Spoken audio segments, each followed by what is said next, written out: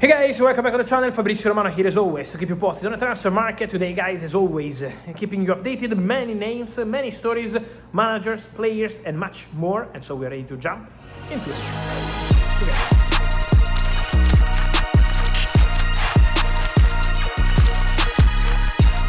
And here we go guys, more updates, more stories every day here, so remember to like this video, to turn on the notification bell every single day, even during the World Cup, here to keep you updated on the market. It's been the 24 hours of Matosh Fernandes, who is going to join Tottenham Hotspur, deal done, £85 million, record signing. Matosh Fernandes also ready to take his medical and then to sign the contract at Tottenham. Let me mention once again the special job made by Roberto De Zerbi to get the green light from the player, then to proceed club to club, and so a huge signing for Tottenham Hotspur. But I wanted to open with this video with managers, just quickly, because as always happens after the World Cup, some giants go home, and so it's obvious to have some links, names, stories about managers.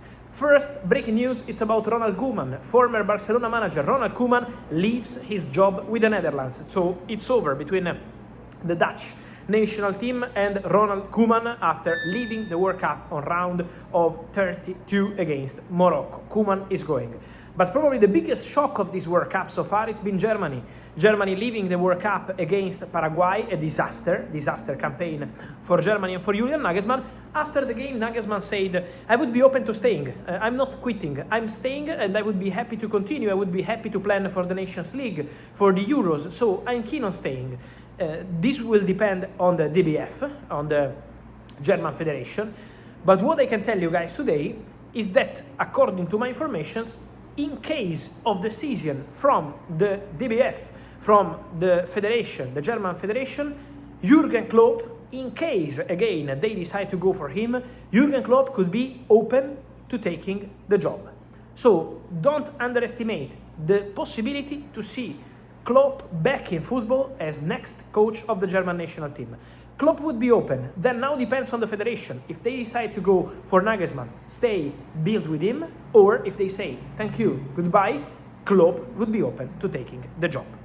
So keep an eye on this one, because it could be very interesting for Jürgen Klopp, who would come out of retirement and try a new opportunity.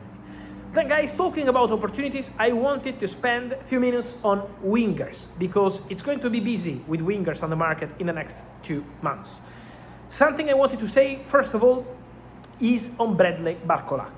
I received a crazy amount of questions on what's happening with Barcola. You are saying one thing, others are saying different things. First of all, let me clarify, guys, I respect all the sources. Anyone can have his own information. Sometimes I can be wrong, sometimes others can be wrong. It's part of the game. So I'm not here to tell you what's the absolute truth. I can tell you what I know. And what I know on Bradley Barcola is that saying that Bradley Barcola is not for sale and is not leaving Paris Saint-Germain this summer is not what I'm told.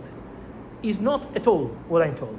Because, first point, Bradley Barcola contract talks are in complete standby, and have been on standby not 1 month, not 2 months, but since last summer. Last summer there was Liverpool already keen on Barcola. Liverpool probably in the media was not that strong, but Liverpool last summer tried to enter into the Barcola deal. PSG closed the doors and didn't want to sell the player, summer 2025. And at that stage, they were expected to get a new deal done for Barcola after rejecting a big proposal from Liverpool. But this deal is stalling, the new deal, since summer 2025. And then, if PSG really want to go for Diomandé and for Akliouche, the exit of Barcola could be a possibility. So, I'm not telling you Barcola is 100% leaving Paris Saint-Germain, because I can't tell you this. Because this would obviously take a big amount of money, a big proposal, the players will. So, there are several factors. But today, I can't tell you Barcola is 100% staying at Paris Saint-Germain, Barcola is not leaving. Because I'm told, and I've been telling you this for months, there is movement around Bradley Barcola. He's a player, for sure, very high on Liverpool list, and it's been the case for the last year. So Liverpool love Barcola, and Liverpool would like to go for Barcola. Then we have to understand the numbers. If someone can convince Paris Saint-Germain, of course, he's an important player for them, scoring at the World Cup, performing for PSG, fantastic player. So obviously, it's not going to be an easy one. But Liverpool love him, for sure. And then Arsenal also have an interest.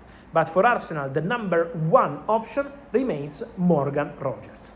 For Morgan Rogers, the information in England from the Telegraph is correct, so Aston Villa want to put a price around £130 million to let Morgan Rogers leave this summer.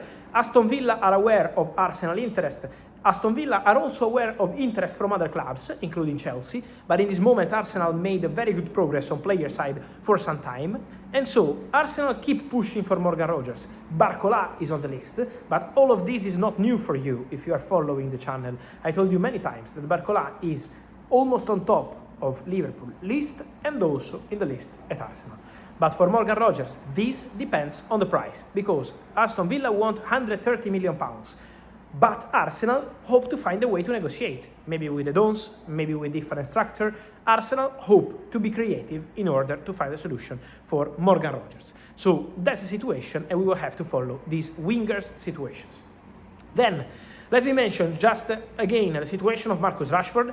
I gave you this exclusive story 24 hours ago, and I keep telling you, Marcus Rashford is now showing positive messages to Manchester United about the possibility of staying at the club. Also in this case, the market is still very long, 8 weeks, so we can't guarantee that Rashford is 100% staying at United. But Rashford is not closing doors to the possibility of restarting with United, be part of the pre-season under Michael Carrick, so Rashford is open, and that's a very good message. The message was sent directly. Agents of the player, Man United meeting took place 2 days ago, and it was a positive meeting. So now Marcus Rashford has the chance to continue at Manchester United. Then, if a good proposal for Rashford and for United arrives, Rashford could still leave the club in the summer transfer window. If it doesn't, Man United could find one more player to use, and what a player who knows the club so well, international player, Champions League football. The connection with Carrick will surely be better than the connection that was almost zero with Ruben Amorim. So United have a jolly in Marcus Rashford, waiting to see what's going to happen on the market. And who is not waiting to see what happens on the market is Chelsea, because from today Xabi Alonso is officially the Chelsea manager, and so can start working with the club. And among the names I want to keep very high on mind for Chelsea, there is Pep Echevarria, this left wing back from Rayo Vallecano. Club to club talks ongoing, so official negotiations started. Chelsea, Rayo Vallecano. Now the player wants to move. Echevarria told also Rayo Vallecano that his desire is to go to Chelsea, is to work for Xabi Alonso. Xabi staff know the player so well. Now it's on reaching the financial agreement between clubs, but according to my information, Chelsea are very optimistic to get this deal done for Pep Echevarria. And so guys, on this and much more, let me know your opinion as always. Remember, on Rogers, on Barcola, on Rashford, on Klopp, on Koeman, on Echevarria, several things. Your opinion here in the comments. Like this video, turn on the notification bell, subscribe to the channel. See you soon. Ciao.